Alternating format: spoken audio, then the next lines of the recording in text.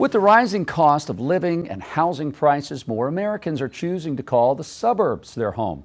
A recent study identified the fastest growing suburbs all across the country, and 3 North Carolina towns made the top 50 list. Queen City News Chief Business Correspondent Taylor Young joins us now. Taylor, these towns are hotbeds for families looking for more affordable housing. Yeah, affordable housing, maybe some amenities, driving distance from a city. But, a decade ago, these neighborhoods may have been seen as a place for families, maybe families in their 30s or 40s or older generations to settle down in. But now millennials are the largest generation settling down in these neighborhoods, and we're starting to see the impact from that. So recently, Go Banking Rates, a personal finance resource, compiled a list of the most thriving and affordable suburbs across the country. It took into consideration population growth between 2020 and 2022, as well as the average home costs, boiling it down to suburbs with an average home value of $500,000 or less. Now, while states like Arizona, California, and Texas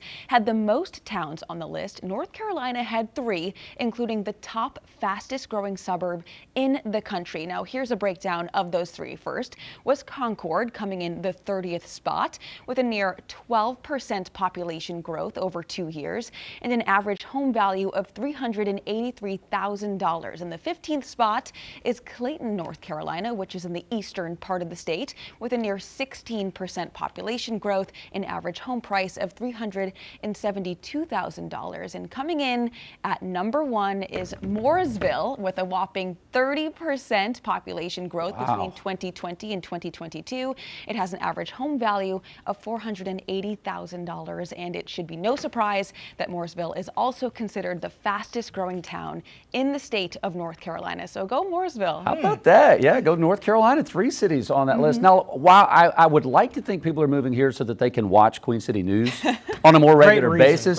Are there other reasons than that why this is skyrocketing? Yeah, we talked about affordability. That's been number 1 over the last couple of years. We've seen home prices increase dramatically, and these neighborhoods tend to be, again, cheaper than living in a city or right directly close to a city. Number 2 was really the remote work over the pandemic.